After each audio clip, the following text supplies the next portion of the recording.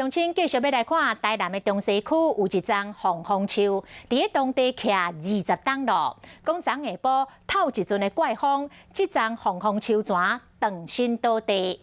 在地乡亲是唔甘丢丢哦，讲这丛大树丛今年开的花甲叶啊拢加真少，应该是破病了，才会袂堪要透大风，风一个吹就断。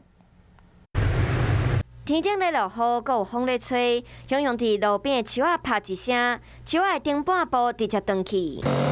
栏杆嘛，互树仔跌甲歪去，就惊发生意外，现场随有封锁线。工作人员随日去处理，断去的是伫台南州会阁一边的红枫树，伫昨下晡雄雄断去。附近的居民讲，当时天顶乌阴乌阴，有咧落雨。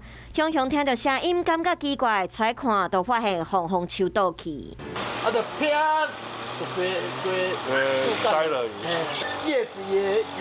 叶子跟花都很少。雄雄一声足大声，我抬头起来看树仔倒去，安尼底下看还有树藤。 台南文化资产管理处表示，红枫树仔原本就有淡薄歪歪，初步研判应该是予风吹甲断去。虽然这丛红枫树毋是列管的珍贵老树，不过至少伫在地陪伴居民20年以上，即摆就安尼倒落，嘛互在地居民感觉真可笑。